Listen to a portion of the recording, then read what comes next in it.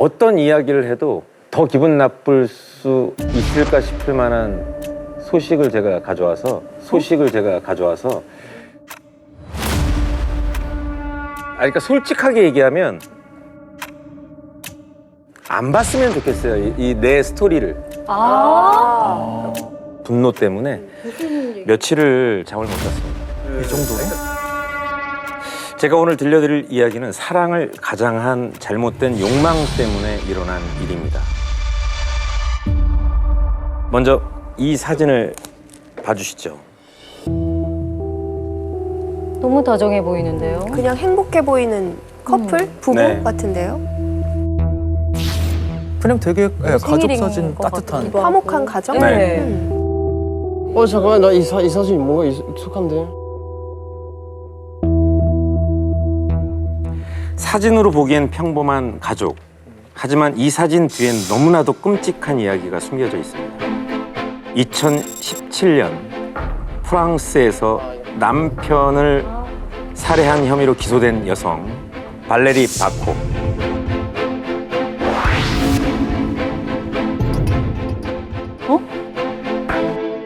왼쪽의 여성이 바코, 오른쪽이 살해당한 남편이고요. 남편? 그런데 이 사건이 기사화되면서 프랑스 전역을 발칵 뒤집어 놓았습니다.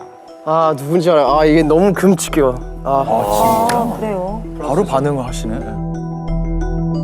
우리나라에서 사실 되게 유명한 사건이었어요. 그 여자의 이야기 들은 프랑스 국민이 71만 명이 그 여자의 무죄를 요청했던 사건이었어요. 무죄를 위해서 청원을 예. 한 거예요. 71만 명이. 여러분들도 쉽게 이해가 안 되시죠? 살인을 한 살인자 발레리 바코에게 프랑스 국민 71만 명이 구제 청원을 한 이번 사건. 대체 무슨 사건이었길래요? 사건을 이야기를 하기 위해서는 발레리 바코 그녀의 어린 시절로 거슬러 올라갑니다. 바코의 첫 번째 아버지는 관광버스 운전사로 일 때문에 가정에 소홀했고 바코를 포함한 3명의 자녀들에게 무관심한 사람이었어요. 바코는 아버지에 대한 기억이 거의 없다고 했을 정도니까요. 그리고 그녀의 어머니 조엘 오박은 우울증에 알코올 중독까지 있었는데 바코에게는 폭력을 행사하는 일도 서슴지 않았던 엄마였다고 합니다. 외롭게 컸겠다. 바코가 12살이던 해에 그녀의 부모님은 이혼을 했고 바코는 어머니와 함께 살게 됩니다. 그리고 같은 해 12월 그녀는 새아버지를 맞이해요. 그녀의 새아버지는 37살의 다니엘 폴레트. 자, 여러분 이제부터 이 다니엘 폴레트라는 이름을 잘 기억하셔야 할 겁니다. 다니엘 플레트? 친아버지와 달리 새아버지 폴레트는 굉장히 다정하고 친절한 사람이었어요. 바코도 자신을 잘 챙겨주는 폴레트를 잘 따랐고요. 그랬겠다. 다정한 남편을 만났으니까 바코 엄마도 조금 상황이 나아졌을 것 같고 덩달아 바코도 조금 더 행복한 생활을 하지 않았을까 싶은데요. 네. 그런데 반대로 바코의 불행이 시작됐습니다. 뭐이? 불안하다, 불안해. 폴레트가 바코에게 보인 친절은 아버지로서가 아닌 남자로서 여자에게 보이는 친절이었던 거죠. 빗나간 사랑이었던 거죠. 설마 그렇게 간다고 이야기가? 오, 12살밖에 안 되는 아이. 그러니까 이게 지금 12살이면 정말 애잖아요. 우리 네. 입장에서 봤을 때는. 5학년. 자기 친딸이 아니라고 해도 초등학교 5학년한테 37살 남자가. 바코는 당시 어렸고 처음엔 대수롭지 않게 여겼던 것 같아요. 하지만 시간이 지날수록 폴레츠의 행동은 대담해졌습니다. 폴레츠는 바코를 무릎에 앉혀서 놀거나 바코의 몸을 만지고 그래. 성적인 농담을 하는 등 선을 넘는 행동을 하기 시작한 건데 그러던 어느 날 욕실에서 머리를 감고 있던 바코에게 다가온 폴레츠. 그날 바코는 폴레츠에게 성폭행을 당하고 맙니다. 그리고 그날 이후 새아버지의 성폭행은 계속됐습니다. 너무 빠른 시간에 벌어진 일 아니에요? 아니, 거기까지 갈 때까지 가족들은 눈치를 못 챘어요? 아니, 주변에 낌새라도 좀 차리고 그쵸. 말리는 가족이 없었을까요? 당시 박호는 말할 용기가 나지 않았고 어머니는 재단사로 일을 하고 있으니 집을 비우는 일이 많았다고 해요. 학교에서 돌아오면 거의 매일 아버지에게 불려간 박호. 끔찍해. 직접 그녀의 이야기를 좀 들어보도록 하죠. Fois, je me souviens que je me suis beaucoup plus débattue. 아, 반항하다가 Et là, je me suis retrouvée avec des brûlures parce que c'était sur le tapis du salon. Et au fil du temps, j'ai compris que pour que j'ai moins mal et que ça passe plus vite, il fallait se laisser faire au lieu de se défendre. 불어 지금 못 알아들어도 그 여자의 아픔을 목소리에 느낄 수 있어요. 느끼시죠? 네, 느낄 수 있어요. 그러니까 안 울려고 되게 억눌러서 막 얘기하는 게 느껴져요. 너무 가엾어요, 진짜. 박호는 누구의 도움도 받지 못하고 1992년 말부터 1995년까지 무려 3년여의 시간, 이 기간 동안 계속 지속된 성폭행을 당하고 있었던 거죠. 너무 끔찍하지 않습니까? 3년 내내요. 아니 아무리 엄마가 재단사여도 이거는 알았을 것 같은데. 알았었고 말렸어야죠 이거는. 그런데 박호가 15살이 되던 해에 악몽보다 더 악몽 같은 상황에서 벗어날 수 있는 기회가 찾아왔습니다. 어떤 기회. 네. 드디어 좀 이 고통에서 벗어날 수 있는 무언가가 생긴 네. 건가요? 박호에게 찾아온 기회는 바로 집에 놀러 온 폴레트의 여동생이 박호와 폴레트의 관계가 보통 아빠와 딸 사이 같지 않다라는 느낌을 갖고 경찰에 신고를 하게 돼요. 오. 저 새아버지의 여동생이. 네. 한 번 찾아온 여동생이 네. 그걸 깨닫고요. 그리고 경찰 수사 결과 폴레트는 15세 미만 미성년자 강간 혐의로 4년형을 받게 됩니다.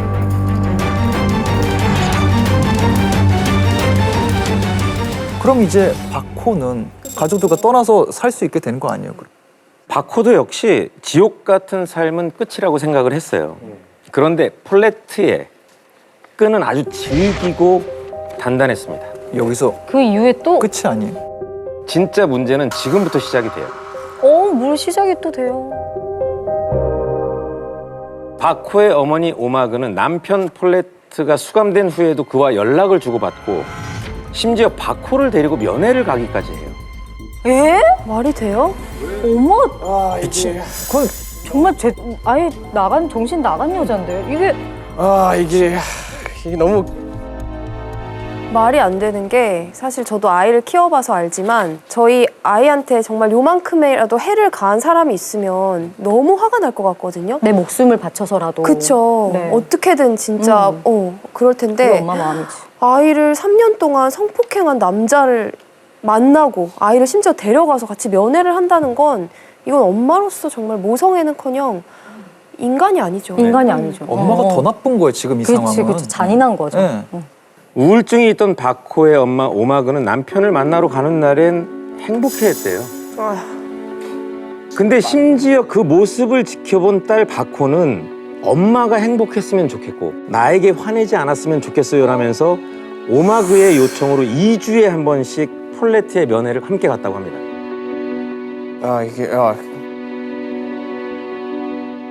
여러분들 혹시 넥스트가 궁금하지 않으세요? 4년형이라는 시간은 긴 시간이 아니잖아요. 4년이 지난 후에 출소를 했을 거 아니에요. 왜 이렇게 짧지? 4년이 뭐지? 그러니까 바랄 수 있는 게 있다면 그 사이에 엄마가 그 남자랑 헤어졌길 바라는 게 유일한 희망인데 네. 그 이후에 어떻게 됐을지 모니터를 좀 보시죠. Vraiment, il est revenu comme s'il 돌아왔어. était parti la veille. Ni les services sociaux ni la justice ne voient de problème à ça. Non. 왜 접근 금지 같은 거 안 해요? 그러니까 이게 말이 법원에서 뭐 해줘야 되는 거 아니에요 이 정도면은?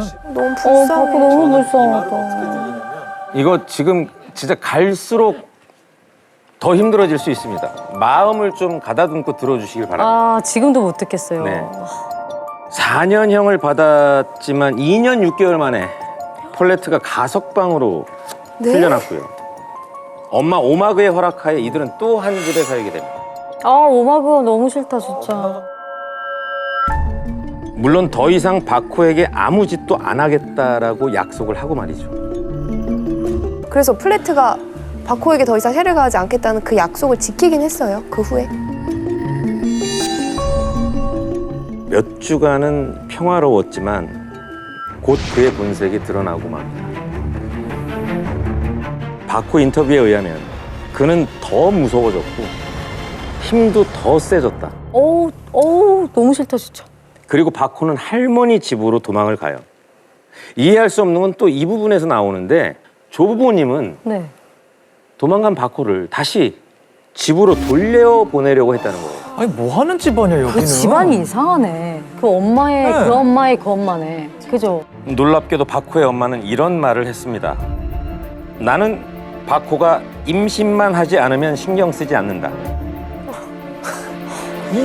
아, 와. 이게 친엄마로 살 수 있는 말입니까, 이게?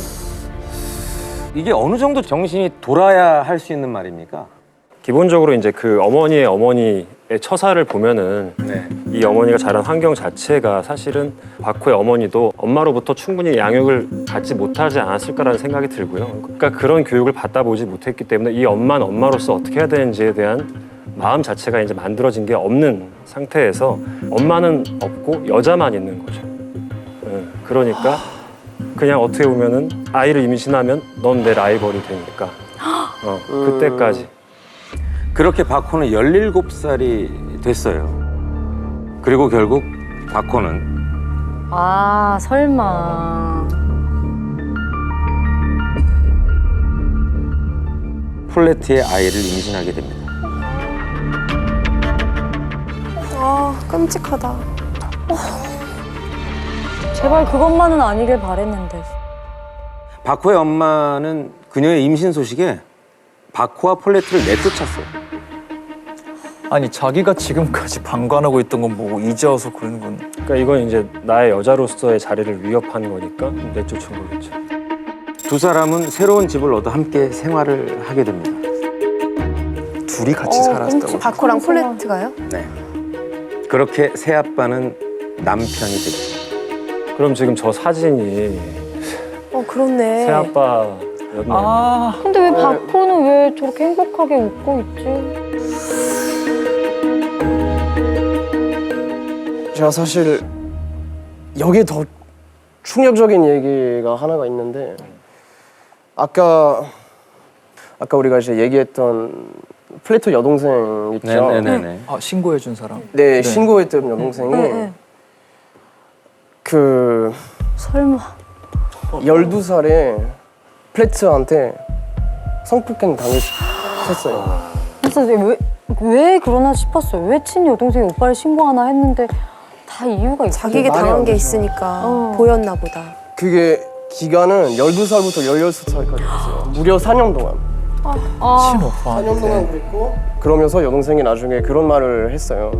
내가 이제 가장 큰 후회는 그를 죽이지 않았다는 걸 아. 제일 후회됐다고. 악마야 악마 이 사람 씨. 완전. 악마야. 그냥 쓰레기는 쓰레기. 이게 소아성애 약간 이런 쪽으로 가는 건가? 맞습니다. 이 소아성애자, 소아성애 장애라고 하는데요. 영어로 이제 페도필리아라고 하는데 13세 이하의 대상을 이제 성적 대상으로 일단 느끼게 돼요. 보통 유병률은 3%에서 한 5% 정도 남성에 한해서 최대 그 정도까지 보게 되는데 문제가 이제 치료를 하지 않으면 60% 이상이 이제 재발을 한다고 해요. 소름 끼쳐. 여기까지 듣고 폴레트를 악마라고 표현을 했는데 제 얘기를 다 들으시고 나서는 어떤 표현을 하시려고? 욕해도 돼요? 쌍욕은 안 되죠. 지금 집이었으면 벌써 나왔어요. 시원하게 지금 하고 싶죠, 네. 이걸. 지금 시청자분들 아마 하고 계실 하고 거예요. 있죠. 첫 아이가 태어났지만 폴레트의 폭력성은 사라지지 않았어요. 처음에는 사과를 하기도 하고 다신 그러지 않겠다라고도 얘기를 했지만 찰싹 때리던 폭력은 주먹질이 됐고 발로 차거나 목을 조르고 이후엔 망치를 들고 때리기까지 했다고 합니다. 그의 만행은 여기서 그치지 않았습니다. 이거 뭐야? 아까 1992년부터 시작됐다고 그랬잖아요. 네. 2008년까지 그녀는 폴레트와의 원치 않는 성관계 때문에 3명의 아이를 더 낳았어요. 폴레트는 바코의 일거수일투족을 감시했어요. 바코의 삶은 지옥 그 자체였고 이렇게 창살 없는 감옥 생활은 이어졌고 하다 폴레트는 바코에게 성매매도 강요합니다. 아니 그렇게 아니 이게 뭐 감시를- 어디까지 가는? 아이들이 바코를 대신해서 경찰에 2번의 신고를 했는데 오. 그때마다 경찰은 어머니가 직접 와야 한다고 말하며 아이들을 돌려보냈대요. 그런데 바코는 일거수일투족을 폴레트가 감시하고 있기 때문에 경찰서를 갈 수가 없죠. 그렇죠. 폴레트는 바코가 자신의 명령을 거부할 때마다 내가 나를 떠나면 너는 물론이고 애들을 다 죽여버릴 거야 자기 자식이면서 라고 바코를 협박했고 자신을 지켜주지 못했던 엄마 오마그와는 달리 아이들만은 지키고 싶었던 엄마 바코는 남편에게서 벗어나지 못하고 어쩔 수 없이 살아왔던 겁니다. 그러던 2016년 바코 인생을 송두리째 바꿀 사건이 발생합니다. 또 얼마나 나왔나요? 또 또? 고통을 받아야 돼. 아니 지금 여기서 더 이상 바코가 뭐 당할 수 있는 잔혹한 일이 없을 것 같은데. 뭐죠? 다름 아닌 폴레트가 자신의 막내딸 칼린에게 접근을 했던 것. 저 사진의 아이들 중에서 맨 왼쪽인가 보네요. 아 그러겠네. 맞아요. 이거 어릴 때 자기한테 한 거 똑같은 거였을 거 아니에요. 바코는 딸이 자신과 같은 삶을 살길 원치 않았죠. 그래서 그녀는 극단적인 선택을 하기로 결심합니다. 2016년 3월 13일 그날도 역시 남편이 데려온 한 포악한 남성과 매춘을 하게 됐고 인내심의 한계를 느끼게 됐죠. 고통의 시간이 끝난 후 바코는 그 모습을 지켜보고 있던 남편에게 커피를 전합니다. 수면제가 좋아요.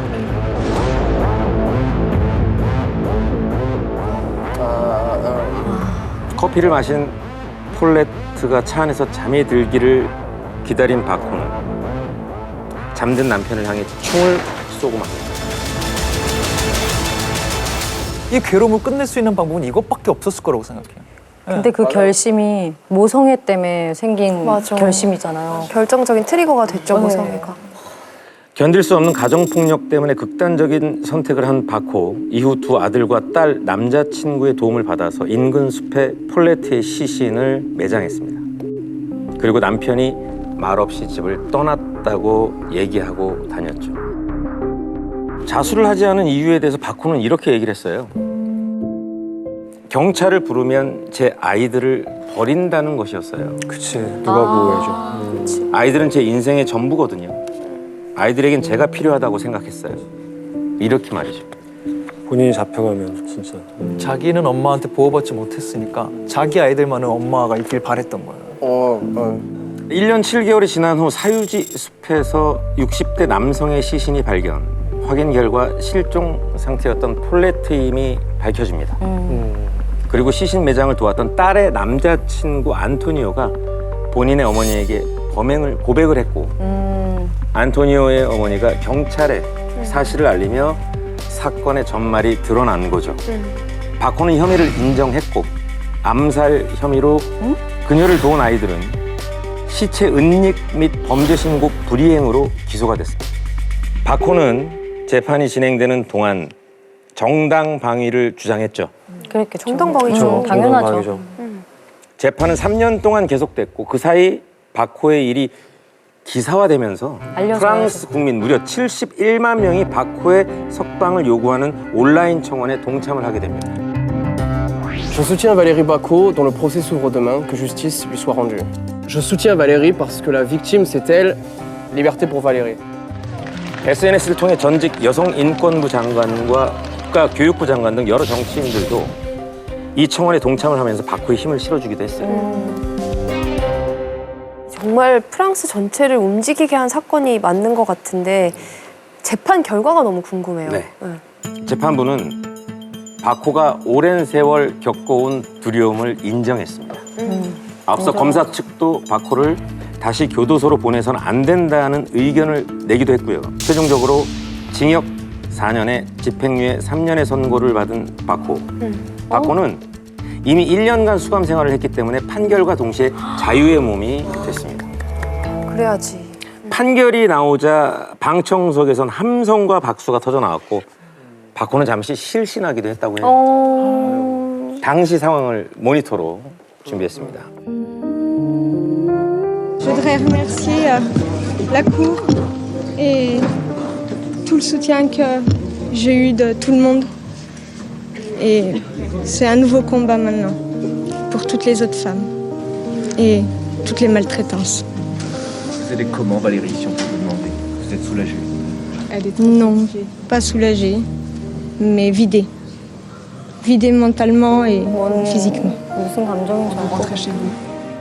군중들이 저 법원 앞에까지 가서 응원을 전해주고 네. 많은 분들이 정말 함께 하고 있었네요, 프랑스에서도. 근데 또 하는 말 중에 지민 씨가 반응하시긴 했는데 안심이라기보다는 좀 비워진 느낌이다, 공허하다 이런 느낌이 사실 상상은 잘 안 돼요. 도대체 어떤 마음일까 좀. 네,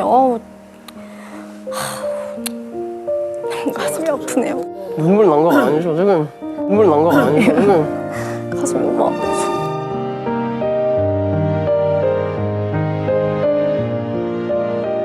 바코는 이제 재판 이후에 정신과 치료를 계속 받고 있고요.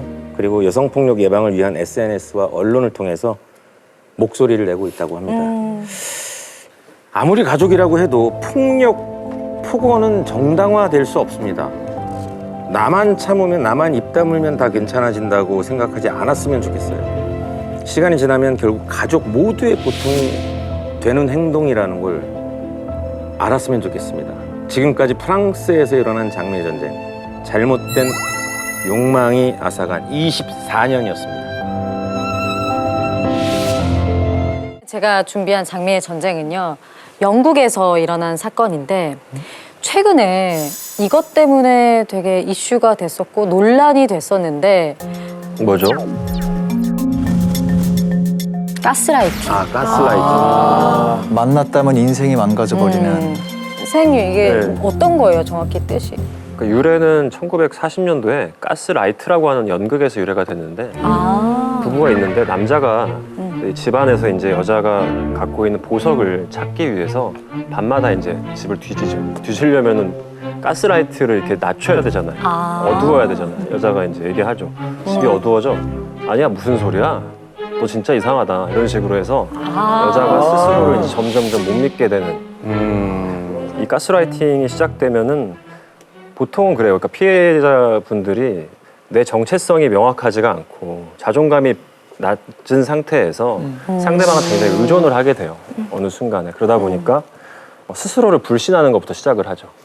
내 모든 판단을. 근데 이번 장미의 전쟁이 가스라이팅과 관련된 주제인가 봐요. 맞아요. 이 가스라이팅 때문에 아주 쇼킹하고도 잔혹한 살해 사건이 벌어졌었는데요. 일단 사건으로 좀 거슬러 올라가 볼게요. 2019년도 6월 달에 영국에 있는 중앙형사재판소 앞에 바로 지금 막 재판을 마치고 나온 여성인데 how happy I am, and I want to thank my legal team and all my family who stood behind me and stood with me through all of this. 65세의 셀리 첼런이라는 여성입니다. 방금 막 재판을 받고 나온. 아 그래요? 왜 이렇게 이 사람을 보러 갔지? 그녀가 재판을 받은 이유는요, 정말 충격적입니다. 바로 자기 남편의 머리를요, 무려 망치로 20번 넘게 내리쳐서 살해를 한 제목입니다. 저런 인상으로. 네. 와, 어떻게 물론 처음에 여론이 안 좋았죠.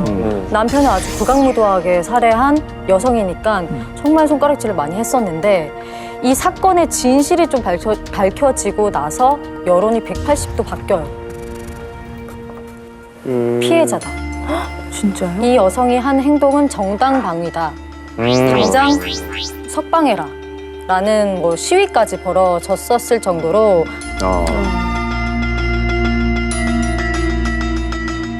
사람을 망치로 20번 때렸는데 죄가 없다고 시위를 할 정도면은 그것도 살인인데. 네. 재심이 쉽지는 않잖아요. 그 네. 힘든 재심을 해서 판결을 뒤집었다고 하니까 네. 도대체 어떤 사연인지 너무 궁금해요. 자, 영국의 장미의 전쟁의 시작은요. 일단 셀리가 15살이었던 시절로 거슬러 올라가 볼게요. 와, 15살이요? 50년 전. 50년 전에. 셀리가 15살 때 친구랑 소개팅에 나가서 그곳에서 22살짜리인 오빠 리처드를 처음 만나게 됩니다. 7살 차이. 7살 차이죠. 소개팅 쉽지 않을 텐데. 진짜 엄청 어른이었겠네요. 그러게. 또 미성년자와 성인이네요. 어쨌든. 네. 그렇죠. 저 때 7살은 엄청난 어른이죠, 그죠? 그리고 특히 저 나이 때는 조금 오빠면 일단 좀 멋있어 보여요. 멋있어 보여. 근데 일단 셀리의 가정 환경을 조금 들여다보면은 되게 가부장적이었대요. 가부장적이어서 늘 어려서부터 듣던 얘기가 여자는 집에서 살림하고 내조를 잘해야 돼 라는 소리를 귀에 인이 박히도록 듣고 자랐대요. 그래서인지 셀리는 되게 여성스럽고 되게 얌전한 성격이었어요. 반면에 우리 리처드는 남성스럽고 그 둘이 연애를 하게 되는데 훗날 셀리가 한 인터뷰에서 이런 얘기를 해요. What would you say now if you could go back in time to the 15-year-old Sally? What would you say? Walk away, walk away. Don't get involved with him. All the pointers were there, but he wasn't going to change. 그러니까 본인이 과거로 돌아갈 수만 있다면 정말 도시락 싸들고 다니면서 말릴 기세인데 그렇죠. 저렇게까지 말한 이유가 있나요? 일단 셀리가 첫 남자친구잖아요, 어찌됐든. 그래서 되게 리처드한테 잘 보이려고 노력을 엄청 해요. 근데 리처드가 셀리에게 이런 얘기를 자주 했대요. 너 너무 여성스럽고 내가 좋아하는 스타일의 가정적인 여자야. 너무 좋아, 셀리야. 이런 얘기를 너무 자주 했대요. 근데 그 말을 이렇게 듣고 부응을 하고 싶었던 거죠. 그래서 항상 셀리는 학교 후에 리처드의 자취방에 가서 살림을 해놔요.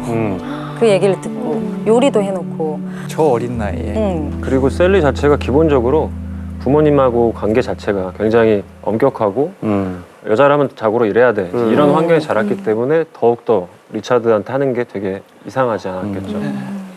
그럴수록 이제 셀리는 리처드에게 더 빠져들게 되죠. 네.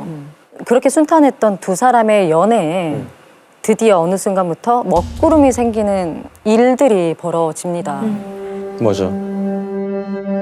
바로 리처드가 셀리가 있는 본인의 자취방에 다른 여자들을 계속 데리고 오는 거예요. 셀리가 있는데? 있는데도.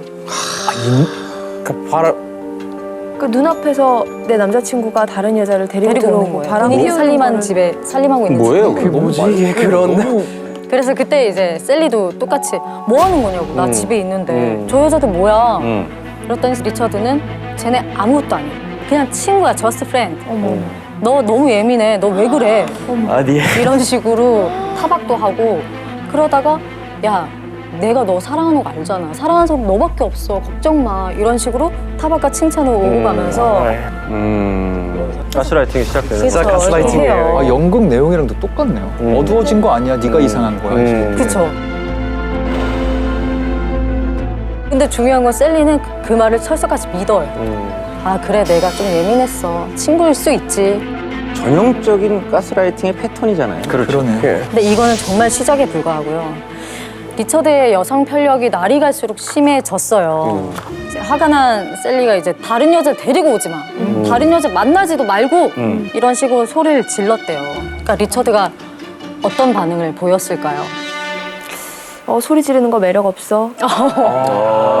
오히려 너 이거 집착이야. 남자처럼. 다희 씨 가스라이팅 소질 있네요. 나 방금 넘어갈 뻔했어. 너 지금 나 설득될 매력 뻔했어. 없었나 봐. 늘 이제 우리가 가스라이팅이라고 했을 때 상대를 소프트하게 다루는 패턴. 맞아. 그럴 줄 알았는데 이제는 계속 리처드가 이렇게 해왔잖아요. 그쵸. 이번엔 이렇게 좀 이렇게 다르게 나와요. 네가 나한테 뭔데 그래? 이런 식으로 좀 강하게 나오면서 갑자기 셀리를 자꾸 집 밖으로 막 끌어내요. 내가 너한테 얼마나 잘하고 널 얼마나 사랑했는지 뻔히 알면서 나한테 왜 그래? 우리 이러면 더 이상 못 만나 힘들어. 다시는 찾아오지 마. 내보내요. 적반하장. 자기가 잘못 해놓고 이게 너무 그러니까. 뻔뻔하잖아요. 딱 그 순간 그런 리처드의 모습을 처음 보고 충격을 너무 많이 받아요. 네. 그래서 안 돼. 충격받고 그냥 집에 가서 좀 이렇게 자제하고 좀 쉬면 될 텐데 그 순간 이런 생각을 해요. 리처드가 나한테 지금 이렇게까지 하는데 이 와중에 나는 리처드를 못 놓잖아. 하지만 리처드는 내가 조금의 잘못만 해도 나를 버릴 것 같아. 안 되겠다. 리처드 잡아야 되겠다. 다시 가서 그래, 내가 앞으로는 네가 무슨 말과 무슨 행동을 해도 불만을 안 가질 테니까 다시 돌아와.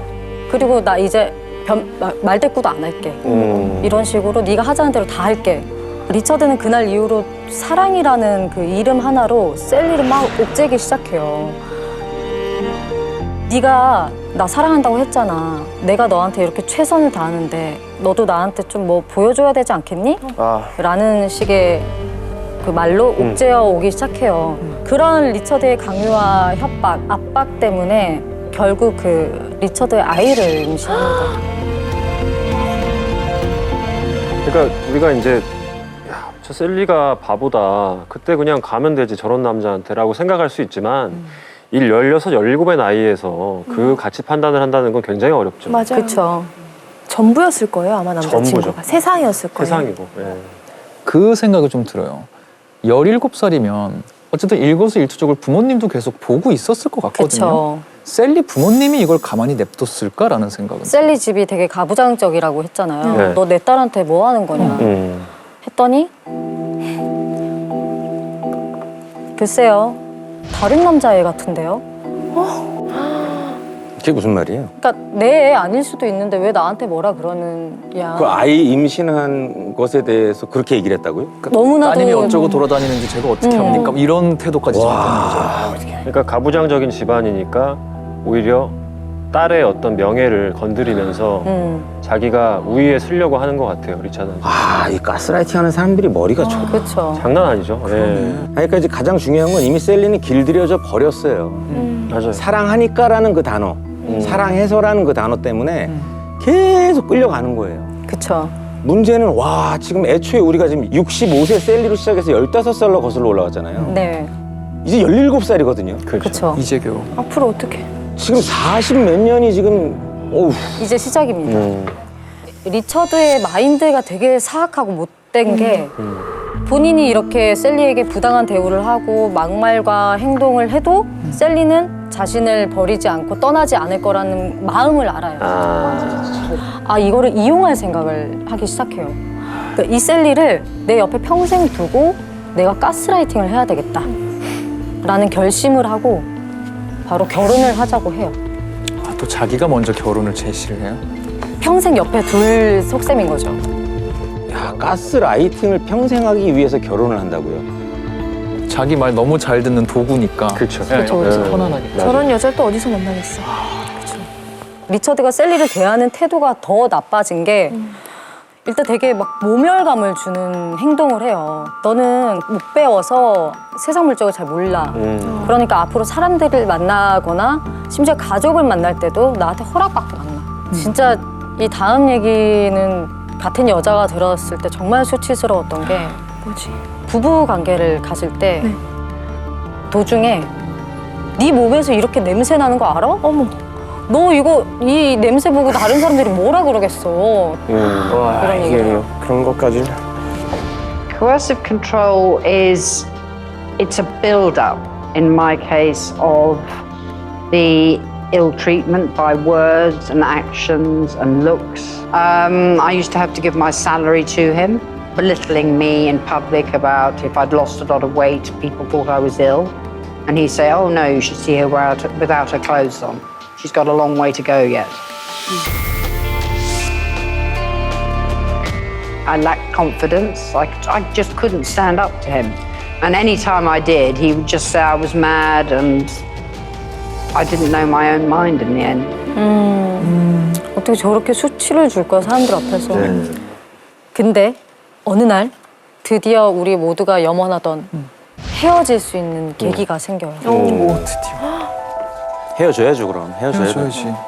이제 집에서 뉴스를 보는데 뉴스에 어떤 한 가게에 경찰이 급습해서 수색하는 장면이 나와요. 근데 보니까 리처드가 자주 가던 가게였던 거예요. 경찰 조사 결과 인신매매를 하는 성매매업소라고. 그 순간 이제까지 리처드가 나를 믿게끔 만들었던 그 모든 것들이 다 무너져갖고 믿음이 아예 무너지니까 이제 같이 살 이유가 없어진 거잖아요. 그래서 이혼하는데 자녀들의 도움을 받아서 성공을 해요. 아, 이혼을 했어요? 이혼을 했어요. 해요. 너무 쉽게 해요. 바로 이혼을 하는데 막상 이혼을 해보니 내가 할 수 있는 게 아무것도 없는 거예요. 너무 의존적인 삶을 살다가 길들여져 있는 삶을 살다가 헤어지니까 할 수 있는 게 없어서 너무 힘든 거예요. 주변 사람들은 좀만 더 버텨봐라. 지금만 좀 지나면 괜찮아질 거다. 라고 얘기하지만 안 되죠. 돌아가요? 리처드한테 가서 재결합을 요청합니다. 셀리가. 아 드디어 떠났는데 이거를. 리처드는 셀리의 그 재결합을 받아주나요? 받아주죠. 주는데 또 조건을 하나 걸어요. 어머. 저게 뭐야? 외출 시 나와 동행할 것, 낯선 사람과 대화하지 말 것, 내가 말할 때 이의를 제기하지 말 것. 뭐야 저게? 이건 말도 안 되는. 이를 받아들이지 않고 이혼 소송을 계속 진행할 경우 100만 파운드, 한화약 16억 원에 해당하는 주택에 대한 권리를 포기하고 합의금 20만 파운드, 한화약 3억 원만 받을 것. 뭡니까 이거? 이걸 누가 재결합 조건이라고. 여기서 받아들여요? 이거는 받아들일 수가 없는 말들이잖아요. 어떡해요? 저거 안 받아들이면 너무 힘든데. 받아들입니다, 셀리는. 받아들였어요. 이 조건을 다 받아들이고 재결합을 해요. 그래서 둘은 이제 다시 결혼 생활을 하기 시작하는데 예전 같지 못하죠. 일단 한번 깨진 신뢰를 쌓을 수가 없잖아요. 늘 불안함 속에서 살아요. 만약 리처드가 나를 사랑하지 않으면 어떡하지? 그러다가 또 헤어지면 어떡하지? 난 어떡하지? 피해자들이 보통 주도권을 넘겨주잖아요, 상대방한테. 그러면서 모든 결정권이 이제 나한테 없다라는 생각을 하면서부터 기본적으로 무기력해지죠. 내가 할 수 있는 건 아무것도 없어 하면서 무기력해지고 그러면서 이제 우울증이 생기는 경우들이 되게 많은데 셀리에 같은 경우는 외도 문제 하나만은 믿고 있었는데 그것마저 이제 문제가 터지니까 기본적으로 계속 불안할 것 같기는 해요. 이 불안과 우울 사이에서 왔다 갔다 하는 것 같아요. 그렇게 의심과 불안 속에서 하루하루를 살아가던 셀리가 드디어 의심이 사실이 되는 순간을 맞이하게 됩니다. 2010년 8월 14일 날 벌어집니다. 셀리가 어느 날 장을 보고 들어오는데 문을 딱 열자마자 황급히 막 휴대폰을 끊더래요. 당연히 의심되잖아요. 그죠. 그리고 리처드가 다른 걸 할 때 몰래 또 봐요. 근데 아니나 다를까? 되게 오랫동안 통화했던 한 여성의 전화번호를 발견해요. 미처 요거는 정리를 못한 그쵸? 거니까. 황급히 끊었는데 네. 못 찍은 거지. 계속 외도했구나 이거가 그쵸, 딱 그쵸. 증거를 잡은 거네요. 증거를 잡았으니까 리처드한테 따져요. 너 아직도 여자 만나냐고. 이 여자 번호 뭐냐고. 그랬더니 계약 조건대로 너 나한테 질문하지 마. 이의를 제기하지 마. 진짜. 더 이상 나한테 말하지 마. 어머. 이런 식으로 뻔뻔하게 나와요. 말도 안 그 돼. 얘기를 딱 듣는 순간 이 리처드는 나를 사랑하는 아내로 생각하는 게 아니라 정말 자기 멋대로 할 수 있는 꼭두각시에 불과했다는 것을 딱 깨달아요. 결국 눈 돌죠. 이성을 잃고 셀리는 이제 자기가 차린 저녁을 먹고 있는 리처드의 모습을 보고 눈이 확 돌아요. 30년 동안 참아왔던 분노와 울분을 이 망치에 담아서 뒤통수를 20번을 이렇게 내리칩니다.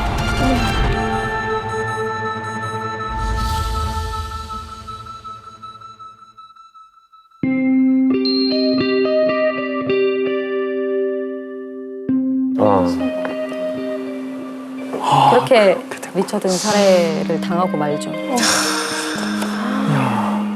리차드가 항상 했던 거잖아요. 그러니까 다 너를 사랑해서 하는 거야처럼 나도 너를 사랑해서 죽인 거야라는 식의 어떤 메시지가 아니었을까? 뭐 나름 추측을 해봅니다. 그래서 아까 이제 지민 씨도 제명이 바뀌면서 가석방이 됐다고 했는데 그 부분이 굉장히 궁금해집니다. 그렇죠. 이게 셀리 사건을 처음 접한 재판장은, 그러니까 판사는 질투심에 사로잡혀서 남편을 살해한 살해범이라고 판단을 해서 최소 22년 후에 가석방할 수 있는 무기징역을 선고를 해요. 근데 재심에서는요, 그녀가 강압적 통제를 받았고 정신적 학대를 받았다는 걸 받아들여요. 살인죄가 아닌 과실치사죄로 인정돼서 9년 4개월의 징역형으로 감형이 됐습니다. 아우 박사. After nearly a decade, Sally Challen is finally free. A huge moment for her, her family, and for British law. I just wanted to say how happy I am, and I want to thank my legal team and all my family who stood behind me and stood with me through all of this. As a family, we are overjoyed with today's verdict. We have endured 9 years of this.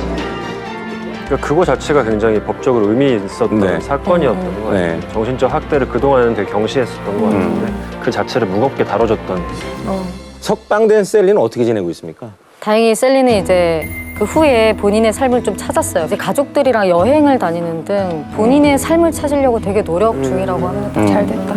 이 얘기만 꼭 하고 싶은데 저한테 오시는 많은 그 셀리 연령대 분들이 계시거든요. 근데 이제 남편이 외도를 하고 있고 오랜 시간 그걸 정당화했어요. 처음에는 그러지 않았죠. 처음엔 미안해했죠. 근데 그거를 용인하고 허락하는 게 몇 번 있다 보니까 나중엔 되게 뻔뻔해졌는데 그 부분들이 조금만 더 용기를 가졌으면 좋겠어요. 자기 자신을 좀 믿고. 그렇죠. 근데 그 남편의 울타리 안에 있는 상태에서는 절대 자기가 누군지 어떤 능력이 있는지를 알 수가 없으니까 일단 거기서 나오는 것부터 시작을 꼭 하셨으면 좋겠어요. 밝혀지진 않았지만 이 셀리처럼 사는 분들이 많을 거예요. 이 정도로 심하진 않아도 정말 둘이 있을 때 외로운 것보다 차라리 혼자 있을 때 외로운 게 낫습니다. 맞아요. 지금까지 영국에서 벌어진 장미의 전쟁이었습니다.